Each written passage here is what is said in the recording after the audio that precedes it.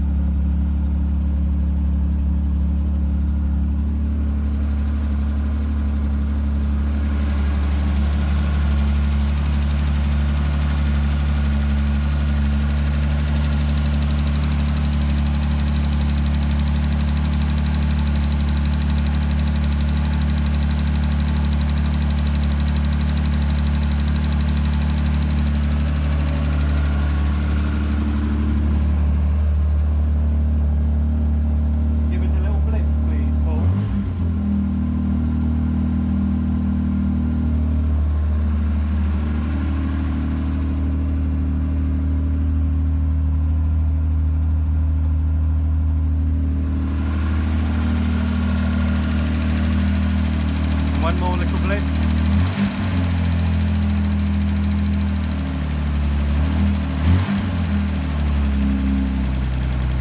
that the choke now off?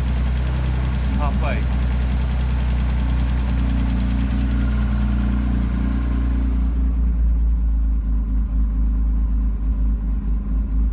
Okay, hello everybody. Welcome to the on the road video. We're with a 1967 Jaguar E Type 4.2 Series 1 convertible in red. It's quite a hot day today. It's about, I think, 22-23 degrees outside, so pretty good weather. And we're going to take the car out for a little run. We're going to see how it performs, and we're going to talk to Paul a little bit about the car and what he's done with the car over that time. So we're just pulling out of a tricky junction at the moment. So as I said, this is a 1967 car, left-hand drive, 43,000 miles recorded. You will have seen the cold start video that we did earlier on. That started really well, just a second go, from cold, 20 degrees or so. Idled really nicely, no smoke or anything. The engine is absolutely beautiful. So yeah, Paul, tell us, I guess, a little bit about the car. You know, where did you get it from, and what have you done to it? Right, well, hello. Would you mind just, sorry Paul, winding your window up a little bit as well, thanks. Yeah, so yeah, I was on holiday in Canada last year, seeing an old friend of ours who went to move out to Canada back in May, and was in contact with a couple of people out there looking to see if there may have been some cars, interesting cars for sale, and came across an old fellow selling this car. He was a retired chap that owned a few MGs, but this was really his pride and joy. He got to the stage where he really wasn't using it, he spent more time with his MGs and needed the money, and put the car up for sale. And after a bit of negotiation, we managed to buy it from him. Brought the car back into the UK. It came in around December time or November time, and straight away became #1 candidate for our annual trip to Classic Le Mans. So I set about making the car as good a possible driving car as I could. So pretty much got the car MOT'd in April, registered it, and drove it down to Classic Le Mans. So Great. yeah. So you know, I know a little bit about the car. Obviously, Paul is a friend of ours here at Trade Classics. We've sold some cars for him over the last few months. So also, we're just pulling out of a junction here. Hang on a second, we're clear now. Okay. So as you know, and you will have seen, hopefully just watched the video about Meet the Owner, you get to know a little bit about Paul. Paul obviously used to work for Jaguar Heritage and Jaguar for many years, so you know Paul is let's say very well, he is an expert on E-types. What he doesn't know, I don't think anyone would know. So Paul, just tell us, I guess, a little bit about some of the detail of the work you've done, because you've been a little bit flippant there in saying you've done a little bit, but you've done actually quite a lot of work to this car, haven't you? Spent a great deal of money on it actually. With as I said, the focus on making it a really strong driving car. So all of the braking system, right from where you pour the brake fluid in to where the brake fluid is pushed out of the pistons, every single element of that is new or reconditioned. You know, all of the hard pipes, the hydraulic pipes, the pistons, the master cylinder, the servo, the reservoir, absolutely everything. And the same is true of the clutch assembly. So the hydraulics for the clutch, the slave master cylinder have been done. And then turned our attention to the engine bay and the cooling system.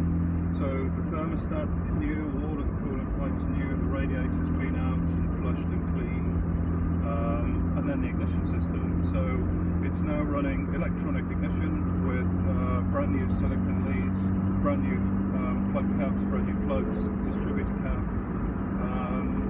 coil, and it literally starts on the button.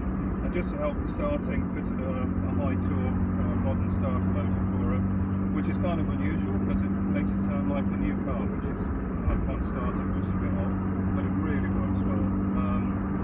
New tyres, brand new Convertible tyres. The wheels were in great shape; they just needed a good clean. And some suspension work, front suspension by and large, some bushes at the back of the car, and a thorough service of just about every moving part. So all of the lubrication that's needed as standard on one of these cars, the front and rear suspension. Some of the ball joints at the front, the uppers were reset, the lowers were replaced. The steering system's been overhauled completely, so the rack has been fully reconditioned by a professional. The steering column is now got new universal joints in it, new rack mounts. Really, the car had just about everything it needed to give me the confidence that we could drive it, you know, into France and as far as it wanted, and then it would be robust, and it really is. You know, we did 800 to 900 miles on that trip, and the car didn't miss a beat, just drives beautifully. And I have had a few of these, and I've got to say that this car's got a feel of being tuned about it, although I kind of think it isn't, but it really runs well, it really performs well, and it handles and rides as it should and as it did probably. You know, it really is, feels very nice on the road. Yeah. And that Le Mans trip that you went on, you know, we're going to put some pictures of Paul going around the track even at Le Mans.